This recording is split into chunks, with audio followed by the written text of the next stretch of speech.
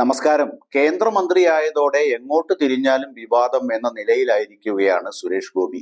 ഇടത്തോട്ടോ വലത്തോട്ടോ തിരിയാൻ വയ്യ. അപ്പോഴേക്കും മാധ്യമപ്പട ചുറ്റും നിറയും. പിന്നെ ചോദ്യമായി, ഉത്തരമായി, പ്രകോപനമായി, വാക്കേറ്റമായി, എല്ലാം കൂടി വല്ലാത്ത ഒരു അവസ്ഥയിലായിരിക്കുകയാണ് താരം. ഇതിന് പരിഹാരം കാണാൻ കണ്ടെത്തിയ വഴിയാവട്ടെ അതിലേറെ തലവേദനയായി. കഴിഞ്ഞ ദിവസം തൃശൂർ രാമനിലയം ഗവൺമെന്റ് ഗസ്റ്റ് ഹൗസിൽ നിന്ന് പുറത്തിറങ്ങുമ്പോൾ മാധ്യമ പ്രവർത്തകർ വഴി തടഞ്ഞെന്നാരോപിച്ച് കേന്ദ്രമന്ത്രി സുരേഷ് ഗോപി പോലീസിൽ പരാതി നൽകിയതാണ് പുതിയ വിവാദങ്ങൾക്ക് തുടക്കമിട്ടത്. ഗസ്റ്റ് ഹൗസിൽ മാധ്യമപ്രവർത്തകർ വഴി തടഞ്ഞുവെന്നാണ് പരാതിയിൽ പറയുന്നത്. ഈ പരാതി ചെല്ലാനിടയില്ല.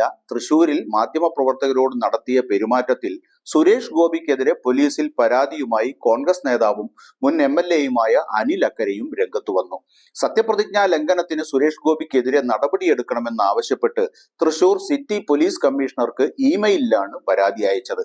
കേരളത്തിൽ നിന്നുള്ള ആദ്യ BJP Lok Sabha MP-യായ Suresh ഗോപിയോട് CPM MLA മുകേഷിനെതിരായ ലൈംഗികാരോപണത്തെക്കുറിച്ച് മാധ്യമപ്രവർത്തകർ ചോദിച്ചപ്പോൾ, നിങ്ങൾ മാധ്യമങ്ങൾ ആളുകളെ പരസ്പരം തമ്മിൽ തല്ലിക്കുക മാത്രമല്ല ചെയ്യുന്നത്, നിങ്ങളുടെ നേട്ടങ്ങൾക്കായി പൊതുബോധത്തെ തെറ്റിദ്ധരിപ്പിക്കുകയും കൂടിയാണ് എന്ന് പറഞ്ഞാണ് താരം മാധ്യമപ്രവർത്തകരോട് തട്ടിക്കയറിയത്. പരാതികൾ ഇപ്പോഴും ആരോപണങ്ങളുടെ രൂപത്തിലാണുള്ളത് എന്നിരിക്കെ നിങ്ങൾ ജനങ്ങളോട് എന്താണ് പറയുന്നത്?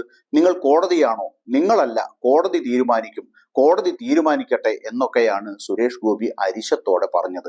അതേ ദിവസം തന്നെ മുകേഷിന്റെ രാജിയാണ് പാർട്ടിയുടെ നിലപാടെന്ന് BJP സംസ്ഥാന അധ്യക്ഷൻ K. സുരേന്ദ്രൻ പറഞ്ഞതിനോട് പ്രതികരിക്കാൻ ആവശ്യപ്പെട്ട മാധ്യമ പ്രവർത്തകരെ തള്ളി മാറ്റാനും സുരേഷ് ഗോപി മടിച്ചില്ല.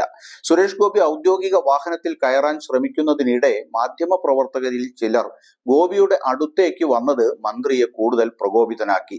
ഇതെന്താണ്? എന്റെ വഴി, എന്റെ അവകാശമാണ്, പ്ലീസ് എന്ന് പറഞ്ഞായിരുന്നു മാധ്യമ പ്രവർത്തകരെ തള്ളിയത്. തുടർന്ന് മാധ്യമ പ്രവർത്തകരുടെ ചോദ്യങ്ങൾക്കൊന്നും മറുപടി പറയാതെ സുരേഷ് ഗോപി തന്റെ കാറിൽ കയറി പോവുകയാണ് ഉണ്ടായത്. ഈ സംഭവത്തെ തുടർന്നാണ് ഇപ്പോൾ തലങ്ങും വിലങ്ങും പരാതി ഉയർന്നിരിക്കുന്നത്. മന്ത്രിയായതിനു ശേഷം മാധ്യമങ്ങളോടുള്ള പെരുമാറ്റത്തിൽ തുടർച്ചയായി പുലർത്തുന്ന അസഹിഷ്ണുതയുടെ ഏറ്റവും മാരകമായ വകഭേദമാണ് സുരേഷ് ഗോപിയിൽ നിന്നും കഴിഞ്ഞ ദിവസം ഉണ്ടായത്. ഇത്തരം പെരുമാറ്റമൊക്കെ ഒരു ജനപ്രതിനിധിക്ക് ആശാസ്യമാണോ എന്നതാണ് ഇപ്പോൾ ഉയരുന്ന ചോദ്യം.